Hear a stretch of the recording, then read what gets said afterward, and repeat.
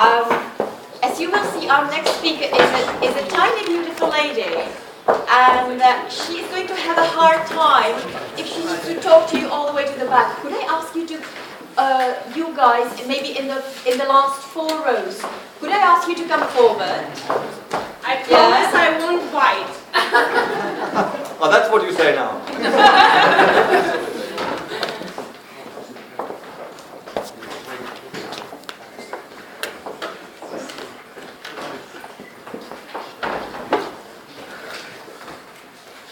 I mean, in this floor, you could actually also move forward. It's nice if we're all together.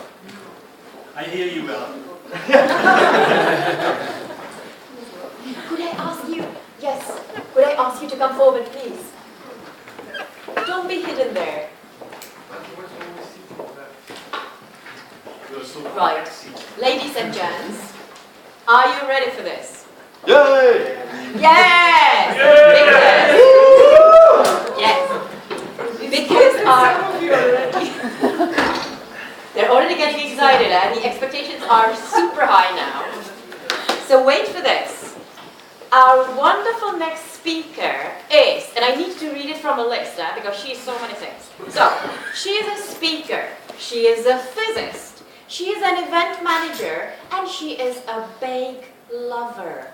All in one little person. Amazing, right? She says that, or she believes that, if you work really hard, you can achieve pretty much anything, even in the field that you have absolutely no experience in. I'm actually looking forward to hearing some tips on how to do that in that workshop, yeah? That's going to be useful. And she's been in the Toastmasters for about 1.5 years, and during that time, she actually managed so much because she was the president of education, of something else, which I don't know what it is. And she was a president as well, or she's a current president. Well, she's going to tell you yourself. And another thing that I know about her is that she's got a completely unpronounceable name. And so I hope that she will forgive me if I introduce her with her nickname. So ladies and gents, please help me welcome our wonderful Gosia Trojanowska.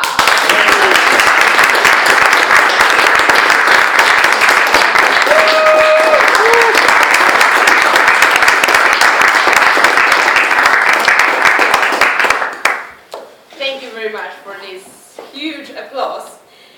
As Elena already said, that I was supposed to tell you, yes, I am currently president of a Toastmasters club, an English-speaking one, the only one in Poznań, so if you are ever there, don't hesitate to visit us. It's a wonderful club.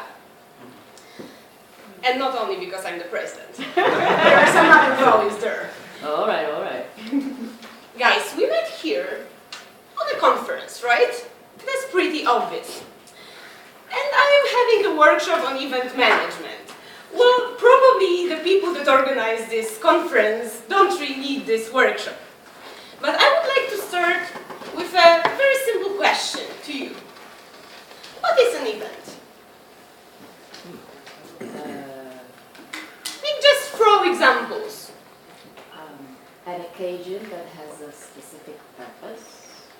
Okay, we're going to the definitions and some examples, just specific ones. Weddings.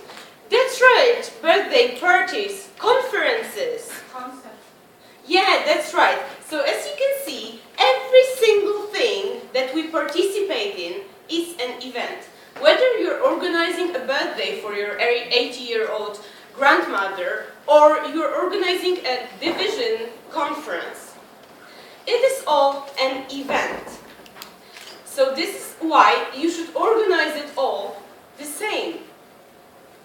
I do take care of organizing events professionally and by heart. I simply love it. That's why I do it.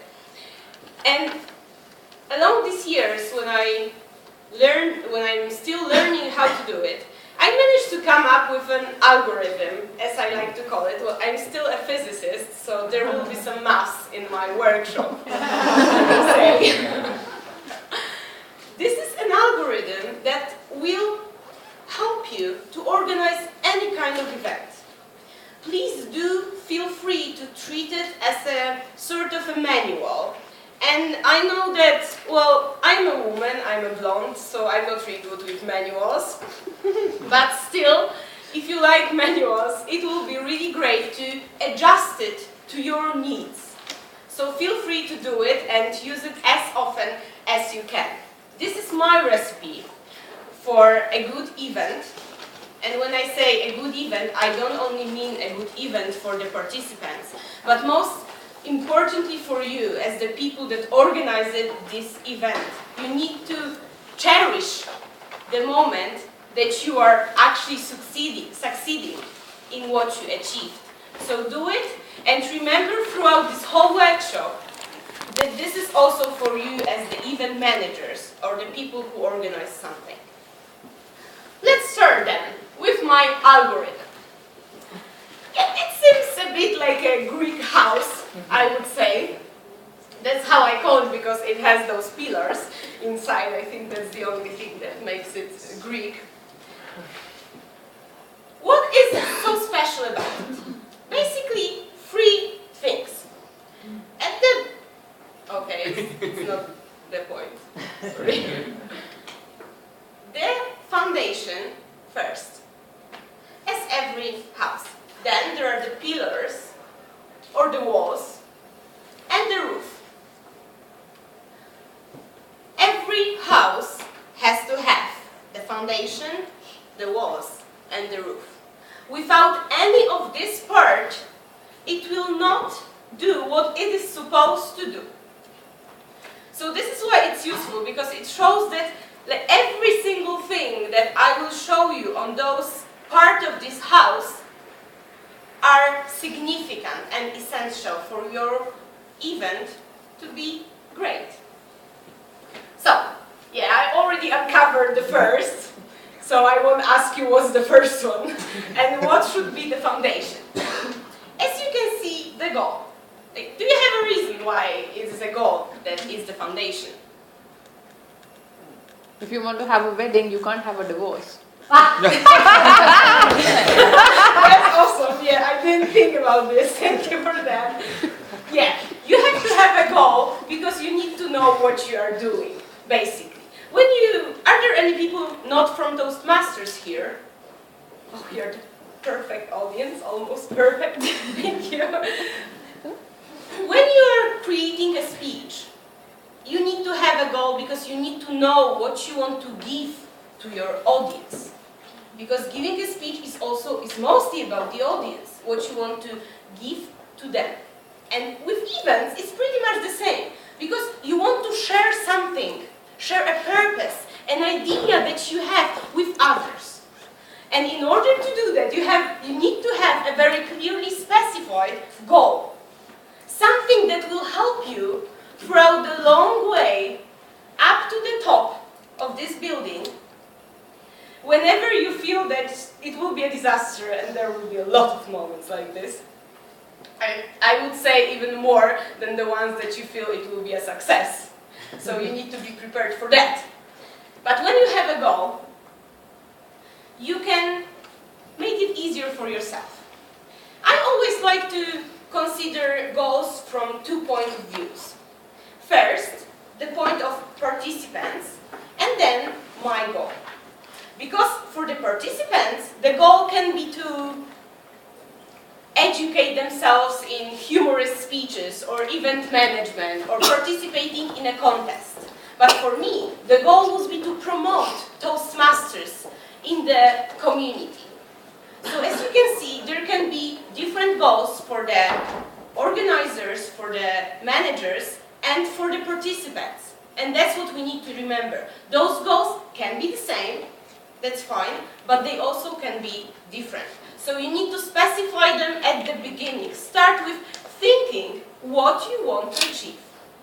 And every time that you forget, in the middle of great effort that you do to succeed, just put it on a wall, put it on a mirror in your bathroom, as I do.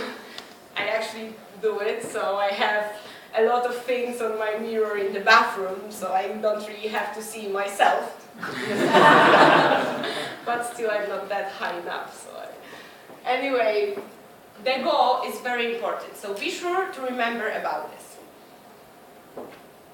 Well, with the speeches, we are mostly Toastmasters, but with everything that we do, we have also like smaller goals. Like, so with a speech we have a one goal, the first goal, the specific goal, and then we have a detailed goal.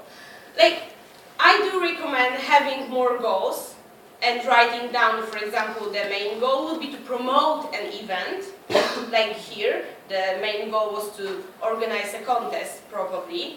But the other goals were to give people some value of workshops, to learn how to organize events, and you can have all that. But remember to have one big specific goal that you will achieve. Okay, so what would be the pillars? Any ideas? Organization. Perfect! Thank you. I am organizing this workshop for the third time in Toastmasters community, and you were the first person who was right from the beginning. Okay, so I changed the switches. Yeah, I'm a physicist, but I'm not really sure that I'm that good with technology. Do we know what's happened? I don't know. Okay, so I'll just use... yes, I'm love to, because it is supposed to work, but probably that's because I didn't read the manual, so that's the reason. Okay, organization.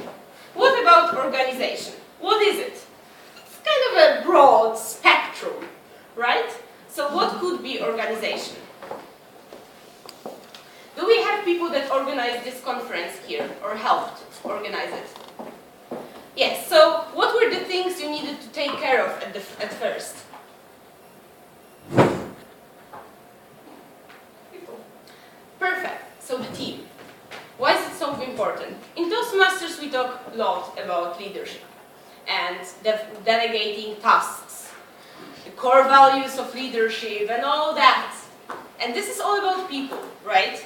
Because if you don't have a team of people that are devoted to what they are doing, or at least have some knowledge about what they are doing, you will not actually succeed. Because believe me, I tried to do events on my own and it failed.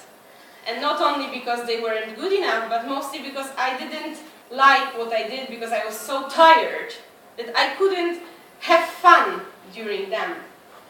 So don't do it, and even if you have this, like I have this feature that I do like to do things on my own, but it doesn't work with events. So do get a team of people who share your beliefs, share your view of the world, because it is very important. I know that sometimes it might be hard, especially when you do events professionally and you are employed somewhere, you just get a team. But what can you do then? People are different. Some are creative, some less. Some people like to have specific tasks that they follow. And some can come up with their own ideas how to do stuff. And your task as a leader is to find out what each and every person is good at. So make sure that you know the advantages, the values of the people you work with. You can do it like, when I start working with people that I don't know, that I knew before, I have a list of questions that we all share during the first meeting. Those are like simple questions. What do you feel that are your strong sides and your weak sides? It is very good because it can show that, first of all, you as a leader care about your team, which motivates them to work harder and to do better. The second, it gives you the sense of what are the strengths and weaknesses of your team. Because like you may find out that all the people in your team are good in creative work, but none of them is actually punctual. So that would be a problem for you. But it is good to know about those problems in advance, because then you can prepare for them. Just like Karsten said, when you know something, you can prepare. So like we are thinking what can happen that we can use a joke about.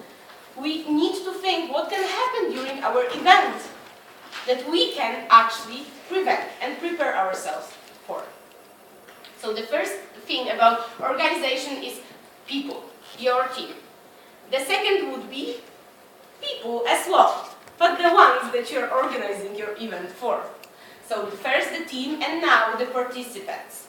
This is very important because, well, you won't have an event with participants. Well, there are some people that like to talk to themselves, but still it's much better to have the audience. They do help you with the goal. When you know your goal, you can target your audience. But we'll talk about audience more with another pillar. You will see it's not people and participants, it's something different, but it will be connected. So we have people, we have the team, and we also need to take care of money. Finances are a vital part of every event. No matter when you organize it professionally or when you're volunteering to do that, like in Toastmasters, you need to know how much money you can use. And what is important about creating a budget, that always multiply it by 2, and then you have the amount that you should have. So everything that you need to spend, at around, well, I was saying that multiplying by 2, but the actual and the quite reasonable over amount is around, I always take around 10 to 15% of the budget that I have, and I add it as some sort of a hidden costs. Things that I cannot prepare for.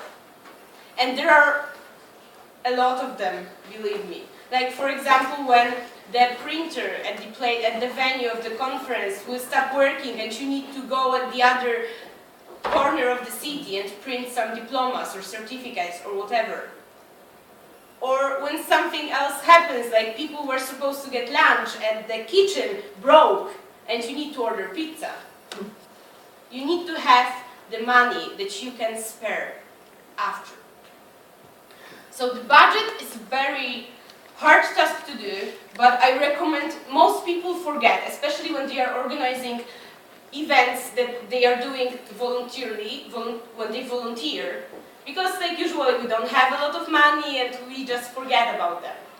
But I recommend to do a budget, to prepare a budget as soon as you can, and think about all the costs that you can have and prepare yourself how much it may cost, and then add 10 to 15% of it, and then you will have the money that you need.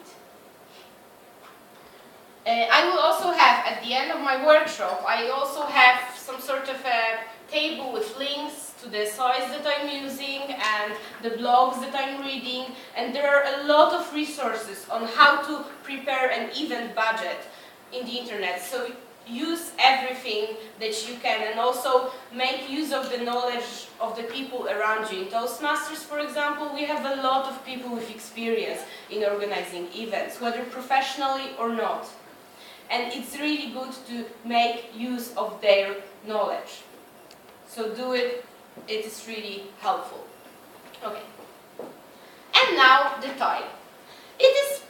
Time is very important, but let's make sure that we are not talking about the time of event. Because it's very important too, you have to set a date for your event. But the time that's more important is the time you have to prepare the event. Because it's always too late, believe me. And that's why I was always a very punctual person, even though I'm Polish, but I would call my punctuality more German-like. I loved to be not on time. I was always 15 minutes earlier. And I had time to prepare for my event, for anything that I was there for. But with events, it's even if you are 15 minutes earlier, it's definitely 15 minutes late. Because you will always lack time. Time flies fast. It's already May in a few days. And this is why we need to use it as well as we can. So I print a simple calendar on 2 pieces of papers, or 3 or 4, no, like, it depends on how much time I have. But the idea is that on one part of this calendar, you have the date when you start organizing your event and the date when the event happens. So you have the whole way from the start till the finishing line. And then I mark the points. I remember things by my side. When I see it something, I do remember it and I have it in my head. That's why I stick in my apartment or in the office all those papers. So I have a lot of them, believe me. But it is really useful because when you organize an event and every time you get up or have a morning coffee at your office, you can see that you still have a month, or maybe that you have only 1 week and maybe start to get the venue or something. It happens like this as well. So mark the dates, not only the first and the last one, but also some kind of things that, for example, the half of your way when you should have the venue, the participants, the speakers, and the lunch and all that. So then you can see, when the date comes, you can see whether you do have it or if you don't. That helps you keep track of the organization of your event. And it doesn't matter if you have 4 months or 4 weeks, it's still very useful. I even do it when I organize events like Toastmasters meeting in our club. And sometimes we come up with an idea for a special meeting 2 weeks before the meeting. And still I do the calendar, it's very useful. When you can see actually what needs to be done and what was already done. And I also cross the days that already passed. And I use a lot of colors because it helps you remember and memorize what you need to do. There are, like in Excel or in Numbers, whatever Mac or PC you're using, there are a lot of programs that are useful for that, or you can just, I just did the first time a simple table as a calendar in Word or something, and that's what I use still, even though I have more programs. But there will be also some programs like Computer One apps that I will have at the end that might help you with that. Okay, next. PR. I think that's the part of every event that every person has a problem with. I can notice that in Poznań, my city, we have 6 Toastmasters Club.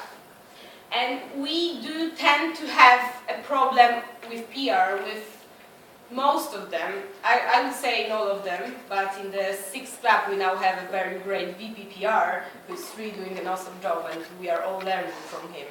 But usually people do not know how to use social media, how to use other medias. So how to do the PR the way it will help you achieve your goal? First, you need to target your audience. Because for every kind of audience, you will need a different PR. Facebook won't do when you are organizing the birthday of your 80-year-old grandma, probably. But it will do for people in Toastmasters, in most clubs, because my sister lives in Ireland, and she started attending the Toastmasters club there, and they have people that are around 60 to 70 there, because they are retired all, and then they join Toastmasters. So for their society, their community, Facebook won't work either. So you need to target the participants accordingly to their needs, their age, gender, and especially the goal of your event. Because sometimes we have a kind of a specified events, like a conference for doctors or for Toastmasters. So now our target were Toastmasters, especially in Prague, in Czech and Slovakia. And this is what people were targeting. And I would recommend you to use Facebook, but not only. Because I've noticed in my environment that Facebook became, we are all a bit tired with Facebook. We are tired of clicking likes and sharing and seeing all the events, participating in them. There's a lot of things on Facebook that happens. And sometimes people just stop doing things to make the events, like to promote the events there. So this is why we can use other things, demo meetings. This is like a Toastmasters thing, but when you do another event, you need to simply go. When I do work in an IT company, and we do organize some IT like programming meetings, communities and conferences, workshops, and when I do organize them, I often just visit companies that might be interested in my workshop. I just go there personally, and I talk to them, show them what is my idea. I try to share them and sell to them actually my idea for them to participate. And this is what you need to do. When we are laughing in Toastmasters sometimes that it's about selling, well actually it is, because you can sell different things. Here you want to sell your idea. You want to show people that what you believe in is actually true. So this is what you need to do. So use persuasive skills. Sometimes you need to use some discussion or arguments, but be prepared to target your audience and adjust the PR to the target that you have. And that's the people that I was talking to. You need to know the audience that you want to have in your room. And you need to know, you can have few targets. Sometimes there are events that are more like for everyone. This is also cool, but it's good to have, because like those everyone, they will come anyway. But what is important for you is your target, because there will be the majority of your audience. Just like here, the majority of people is from Czech and Slovakia, but there are 4 people from Poznan, for example. There are a few people from Germany and few others, and they weren't the target, because the target was the Czech and Slovakian, but they were the everyone else. So this is what you need to do. Target your audience, and everyone else will come as well. And the last one. Now you would probably imagine that that was the cherishing part. Well, it's not, because it's just the tip of the iceberg. Every time you organize an event, there will be problems. There will be problems starting from here, here, there, and then when I cannot reach. Problems will be on every single step of your journey towards the finishing line. And this is why you need to prepare for that. What can you do? Because sometimes problems are unexpected. Well, mostly they're unexpected. I remember one situation. I was visiting a special performance, like theatrical performance of a group speaking in English in Poznan. And they were having a performance about some criminal scenes, and they had some scenes with electricity problems, and actually once the light went out. And like the audience thought that it was on purpose, because the electrician was just supposed to come on the scene. But when after like 2 minutes and the lights were still out, the director came on the stage and said that she's sorry, but they have some technical problems. That was unexpected, and the unexpected thing for them, because they did this performance 3 times before in the same place, and it never happened. But this time it did. But fortunately they had the electrician on the board, so it was kind of okay.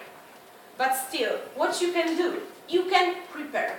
I have a list in my resources that I use, that I made, and I make it bigger every event I do organize, of potential problems that might happen. Like changing, like cancelling of the speaker, the main speaker. And it is a problem when you have a workshop of 1 speaker only. You can have there the cancellation of the venue. You can have there some sort of, we were organizing in September, we were organizing in Poznan, Dekum. It's a sort of office training, officers training for the division and district level officers. And it was like very crazy thing that I had to do, because every single catastrophe that could have happened in Poznan happened this weekend. We have everything that was bad, actually. We have a bike marathon that was coming through the whole city, and people couldn't get from the airport to the venue. And we had to take care of it. And there were a lot of problems like this that you do not expect. But what you can do, you can prepare for them as much as you can. So always have plan B.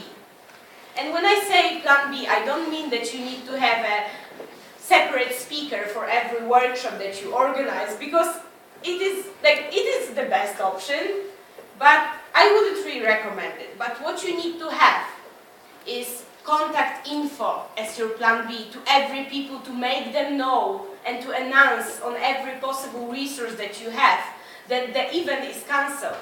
So make sure that you have the emails or the phone numbers. This could be your plan B. Or make sure that if the venue fails, you have another place that you can meet. Even though it's not the perfect place, because usually the solutions to your problems won't be perfect, especially if they are like last hand and you need to think of them ad hoc. But sometimes it turns out really well. And sometimes it will be even better than the event that you prepared for. I organized a workshop once and the speaker cancelled in the last time. But he cancelled like 15 minutes before the actual workshop. So people were already there waiting for him, and we had no idea what to do. So we just gathered all the people, and we went to a pub, and we were just sitting there talking. It was a programmist event as well, and we were just sharing our experiences with the programming language that it was supposed to be about. And it turned out pretty well. And for the next event, we had 4 speakers that wanted to say something. So even though if one of them wouldn't come, we still would have 3 of them. So in the end, how we handled the problem as a group, both the participants and me as the event manager, we did succeed actually. And still people talk about it, that it was kind of fun, and we can do it like more often, like this. Just hang out and talk about our experiences and what we know. So this is what is important. Have a plan B. Know what you can do. Like, before we had a speech about humor, and we talked about the things that we can prepare, like prepare some jokes, comments that we can make. This is the same thing. We can predict what can happen and prepare solutions. You don't have to do it for every event. You can gather your knowledge.